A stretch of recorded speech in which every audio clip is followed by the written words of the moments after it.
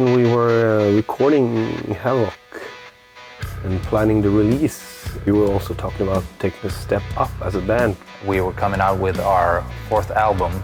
We wanted to do a release party, a release concert, where we could justify the songs and a bigger production live.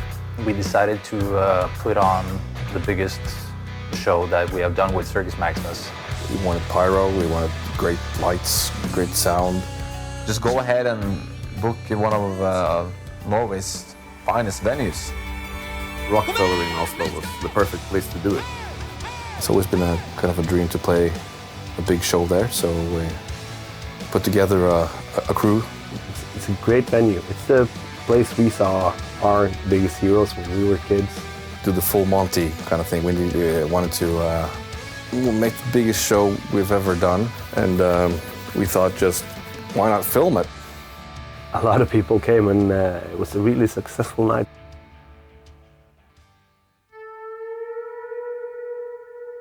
We had a specific date that the album was going to be released, and that was going to be before the show, naturally. The album was kind of delayed, so the concert was February 6th, and the album didn't come out until about a month later. Playing new songs is always a little challenging, of course, because you don't have them. It's not like you don't have it in your system yet. It's unexplored. Even though it's been written, you've recorded it, you never played it live. Yeah, we had all this stuff planned that we just couldn't, reschedule. So we played a lot of new songs, and nobody heard it before.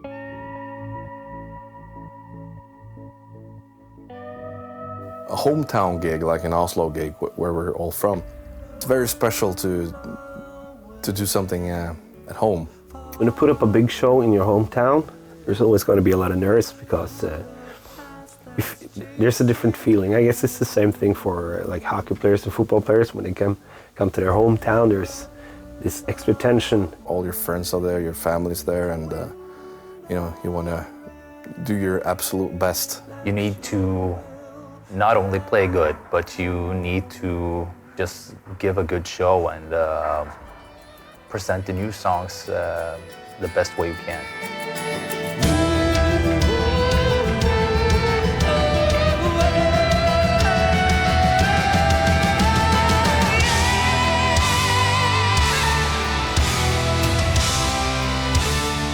We knew this show was going to be big. We wanted to make something out of it. So, yeah, of course, filming for the Blu-ray. And we had people backstage taking pictures, filming the situation backstage. And we felt this was going to be cool. It was a great experience. The expectations were big for the audience. We're doing a kind of a big show like this in our hometown. People are, excited about the new material. They don't know the new material, all that stuff.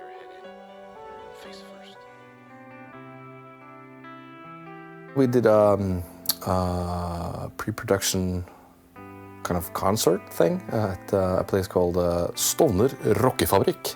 A place where we used to play in bands when we were younger, rehearsal rooms and pre-production rooms. A dress rehearsal kind of a thing. So we had our technicians there for the entire weekend, going through everything, every song.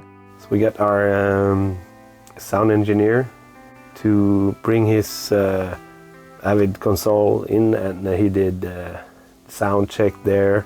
We already set the sound for the inner monitoring. The day of the show, we just had to show up, and everything was ready for us.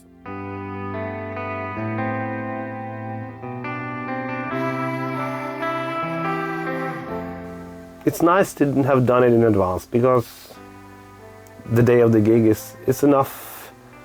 It's enough things to think about. It's enough stress moments, and everything technical is going to be smooth. You just can focus on the playing. Having a good crew with you when you tour is probably the most important thing. because it takes away a lot of those stress factors. It can be quite expensive to have a big crew on tour, but you need a sound guy, you need a lighting guy, and you always need like a tech for guitars and drums and stuff like that. Having a crew that helps you focus on the most important thing, which is to play. If anything happens, crew's there. We have the best crew in the world. As a drummer, I hit things, so they have a tendency to fall apart or break. Cymbal can fall down and all that stuff, and I pretty much can't do anything about that by myself because I can't stop playing. So having a good friend Kato on the side, it's very, very nice to have. And having a tour manager with us, of course, that's taking all the shots for the band.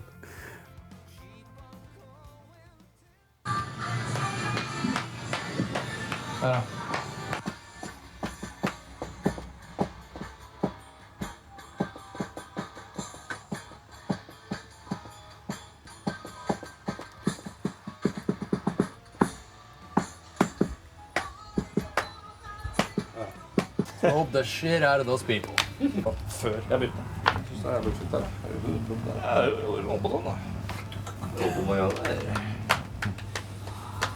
The set list, this was kind of something we worked out together during rehearsals. Of course, we used a lot of time trying to get the right balance of new songs and old songs. You couldn't just play Havoc because Havoc wasn't released yet. Well, the songs were brand new, so we hadn't played them that much. We probably played them live once before.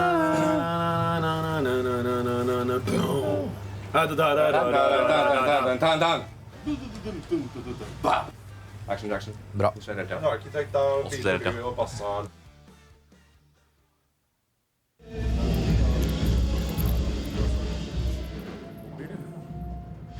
My pre-show routines are pretty much narrowed down to just calm down and unwind and try to sit backstage and warm up. We talk a lot, we joke a lot. I have a practice pad, sit for 30 minutes-ish and just warm up. I just play, I just go through some songs. Sometimes I play through kind of a thrashy metal song in my head. Kind of gets me warm. Before shows, I usually just sit backstage and noodle on my guitar, and doing some runs that I've always done, and try to get warm, and maybe jump a little bit around, do some squats, I like to prepare myself by doing a little vocal exercise that I've been doing for many years. Ready? These are C's.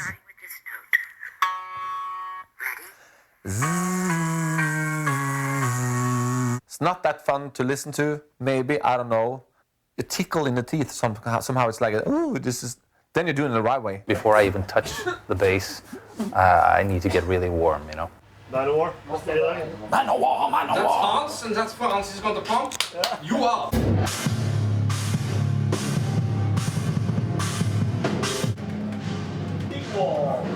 Ding dong. Ding dong. Ding dong. When I started playing bass, of course, you're fresh in the game. And of course, you're younger, so your body can take more beating. Nowadays, I try to have my warm-up rituals. Over the years, I've done, or I've made mistakes where I didn't warm up before I started playing a show, and you end up hurting yourself. Start playing before playing. There's some trends. There's some, especially Mats and Glenn. They're always cold. It doesn't matter if it's 35 degrees. Usually like 5 minutes before we go on, or as the intro hits, my hands turn cold. I'm sweating my ass off there. Oh, I'm so cold. But as soon as you get on stage and the lights hit you, and you're good to go. And I always have to give Mats a back rub before the show. We stiffen up right before the show and try to ease each other up, and It always works.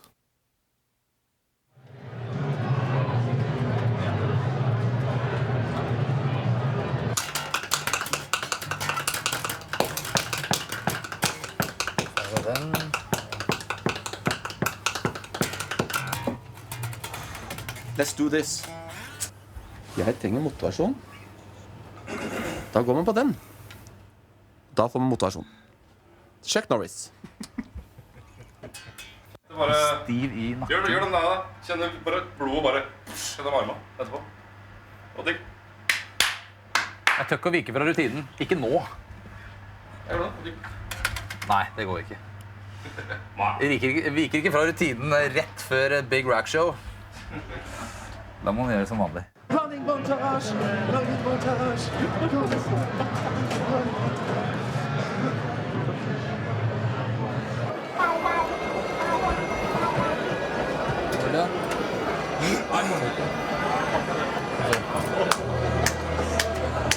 Du står helt oppe på toppen. Bare nedsnørt, helst foran scenen, men så de har det gøy, så er det viktigst.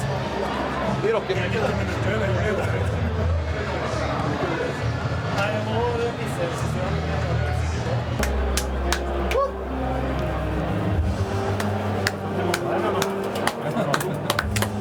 Ja, det er det. Det er bare en sånn der push-point-ting på at det går tregt. Spill det saktere. Så funker det. For det er i alle brekk. Ja. Da er det wipe på i handshake. Da har vi wipe på handshake. Sikkert wipe på handshake. Da falt jeg ned i bakken. Kjør still. Kjør still. Kjør hardt, boys. Prøv å kjøre mest. Gleder meg. We're gonna put on a show like a butterfly. Butterfly, butterfly, butterfly. Opp til meg tonight.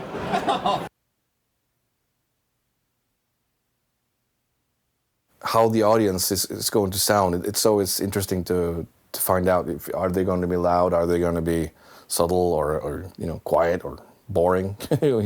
And lights go down and the intro starts. Like, it's always a good feeling. Makes us feel welcome. When the lights go down, you always get that, you know, the heartbeat. You get that little nerve. Might give a little extra to the nerves, like nervous back. the feeling in your body. Well, now I have to go to the bathroom. You know, the pulse goes up and it's very exciting.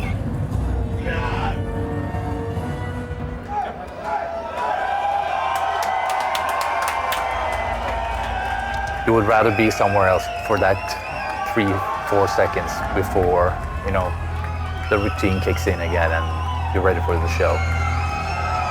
It's a great feeling. It's one of the reasons why you do this, because you get that rush, adrenaline flowing through your veins. It's crazy.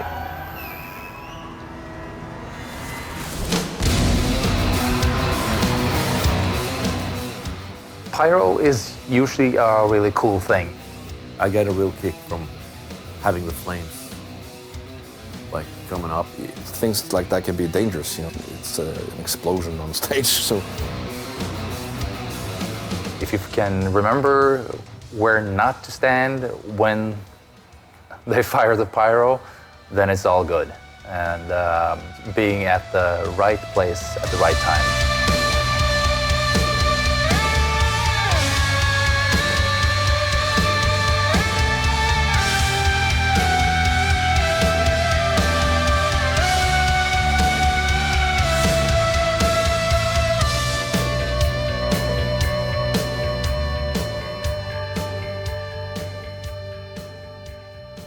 And of course, sometimes when you start a show, and if you're really worked up, you can spend everything in 2 songs, and then you get so tired.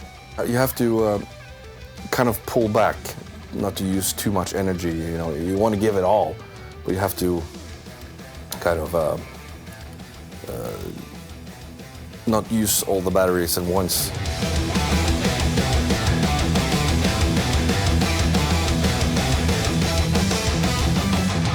That balance between not focusing too much on playing the correct notes, which will look boring, and not being a complete maniac on stage, which looks great but sounds awful.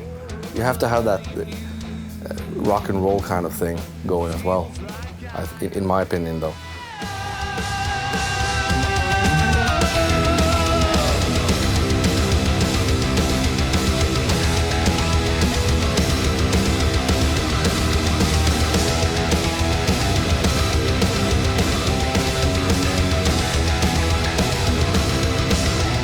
There's always this challenge of being in the moment to try to perform your best, and my head has this need to move ahead and warn me about dangers to come. This next part is going to be difficult, and the next song, do you remember that one? And it makes me worry a bit and get unfocused. Because at some point I stopped using set lists on stage because it would just make me worried about the next song or the next two songs or So now I just pre-program the sounds on my keyboard after the set list, and I don't know which song to play until we get there. So I'm a bit less worried.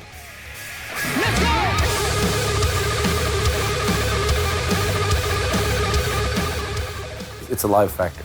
So and when you move around on stage, bang your head, and it's impossible. It's not like sitting home on your guitar, like I'm doing now, guitar on your lap and doing the parts. And of course we have some runs and some parts, which you know that in like 4 bars it's gonna start.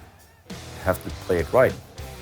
You have to play it right because there are some police in the crowd, and they will say, "He missed a note. No, he missed 2 notes. No, I only saw the 1." But I know that I'm missed maybe 4 or 5.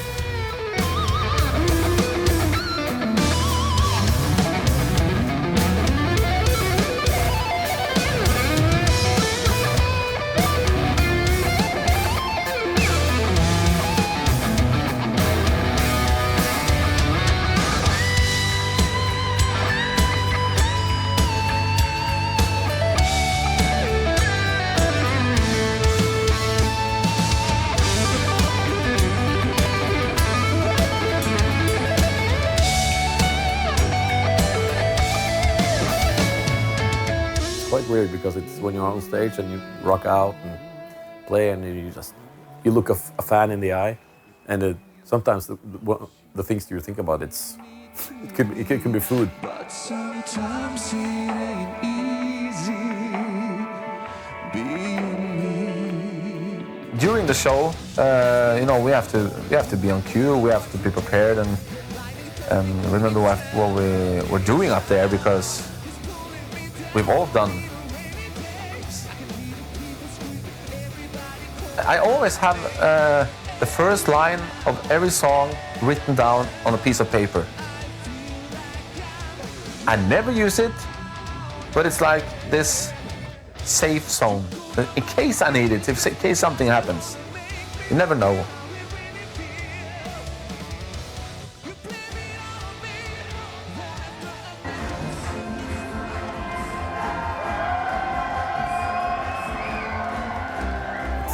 It's a really nice feeling, especially if you know that you put on a good show. It's very, very nice.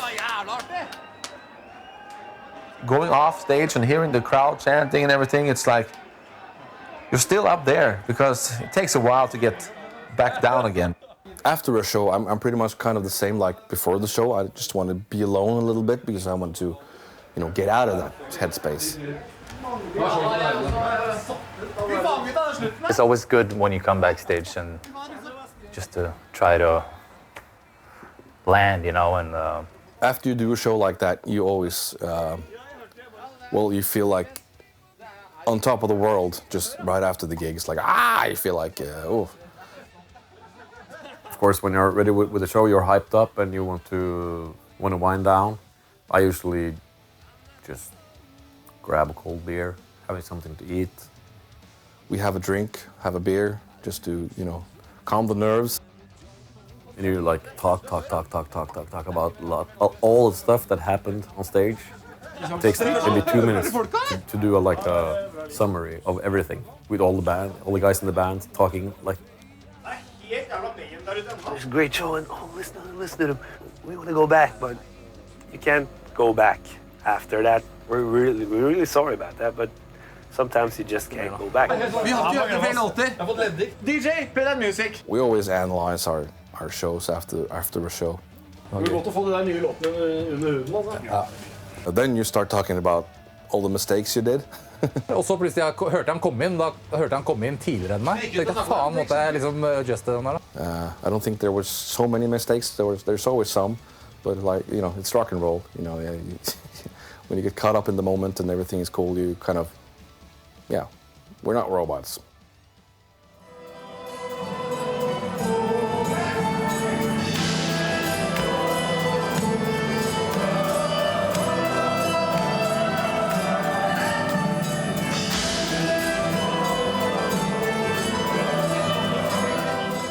You know, when you're filming a show, you want the audience to be as loud as humanly possible.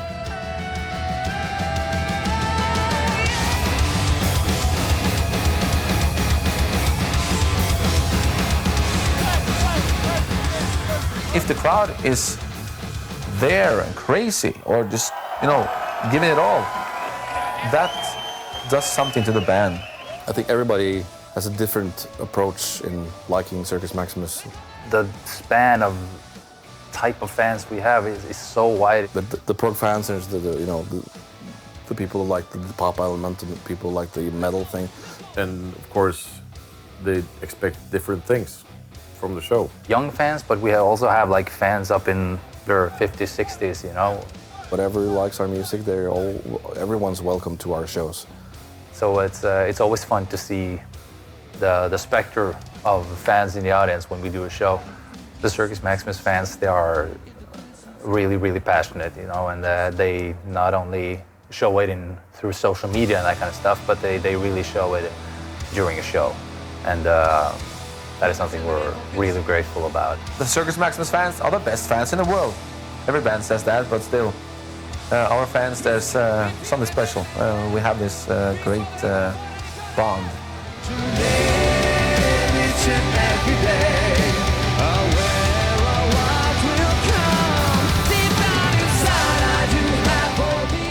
I think Mike did an amazing job just bringing the audience up all the time, like making them make a lot of noise. That looks cool and it sounds cool. So when you get up and personal with the fans, you know, it really fuels us to keep making albums and, you know, and playing shows. The last song when we played Game of Life, right before the outro, and all the confetti and the pyro stuff goes wild. It's like I have the best seat in the house just watching the audience.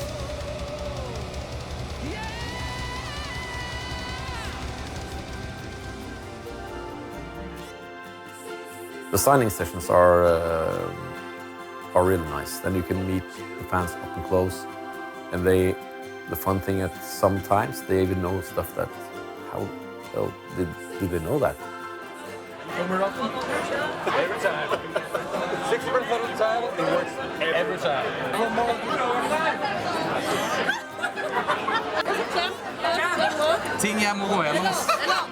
They follow us wherever we go. It's like we have people coming from Australia to see our shows in Norway. We have people coming to America to see our show there, but they live in Japan. You gotta love that. They get their CDs and shirts signed, and taking pictures and all that stuff. That's very cool. I really enjoy that. Those things that stick with you till the end of life.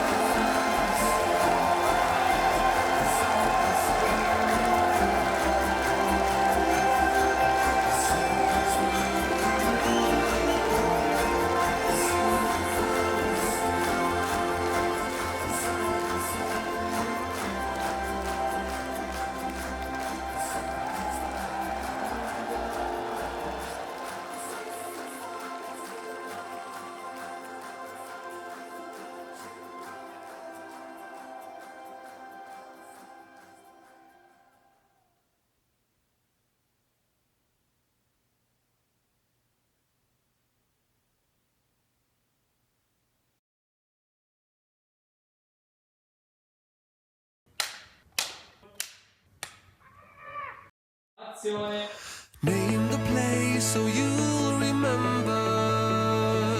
Just open your eyes and see. Then make believe what has been is the center that ignites the light within you. The voice inside is yours.